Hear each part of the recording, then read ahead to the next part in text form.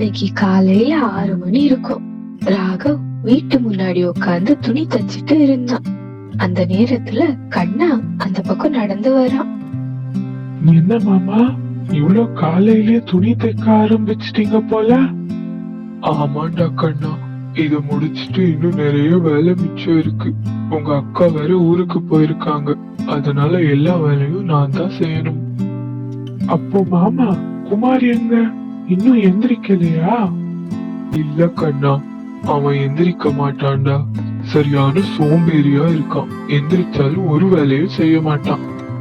என்ன மாமா இப்படி சொல்றீங்க? ஆமா கண்ணா, ஏதாவது வேலை சொன்னா அதை செய்யாம இருக்க ஒரு காரணம் சொல்லுவான். நம்மளால எதுவும் பேச முடியாது. நானும் எத்தனையோ தடவை அவனை வேலை செய்ய வைக்க முயற்சி பண்ணி பார்த்துட்டேன், ஆனா முடியல. ஐயோ மாமா, நீங்க அவன்கிட்ட சரியா சொல்லலன்னு நினைக்கிறேன். சொல்ற விதத்துல சொன்னா அவன் வேலை செய்வான் மாமா. நீ தலைகீழ நின்று தண்ணி குடிச்சாலும் அவன் நீ சொல்ற வேலைய செய்ய மாட்டான். ஏதாவது காரணம் சொல்லிட்டு ஓடிடுவான்.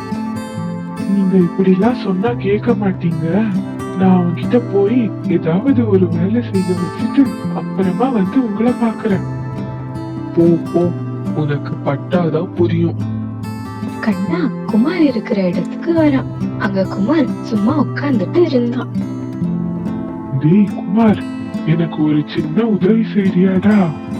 ஐயோ, இவங்க நம்ம கிட்ட வேலை செய்ய சொல்லுவாங்க போல இருக்கே. என்ன ஆச்சு குமார்? ஒண்ணும் இல்ல மாமா, என்ன உதவி செய்யணும்னு சொல்லுங்க. என்னோட விரல் கொஞ்சம் அடிபட்டு இருக்குடா. நான் என் நண்பனுக்கு ஒரு லெட்டர் எழுதணும், ஆனா என்னால எழுத முடியல. நீ கொஞ்சம் எழுதி தரியா? நான் எழுதி கொடுத்திருப்பேன், ஆனா எனக்கு கால் வலிக்குதே. என்னது, கால் வலிக்குதா? கை தானடா எழுத போகுது, கால் வலிச்சா என்ன? நான் வேணும்னா உனக்கு பேப்பரும் பேனாவும் இங்கேயே எடுத்துட்டு வந்து தரேன். நான் அதுக்கு சொல்லல மாமா, என்னோட கையெழுத்து நல்லாவே இருக்காது. நான் எழுதுனா வேற அவங்களுக்கு புரியாதுன்னு அப்பா அடிக்கடி திட்டிக்கிட்டே இருப்பாரு.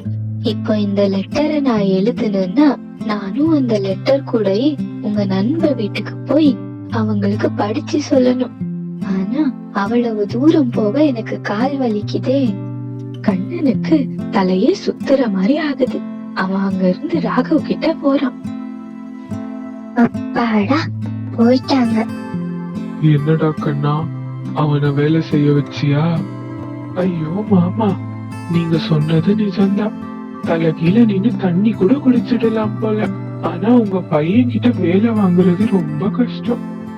என்னால முடியலப்பா. என்னமா காரணம் சொல்றான்?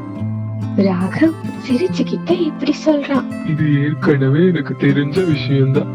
போய் ஏதாவது வேலை இருந்தா பாரு போடா.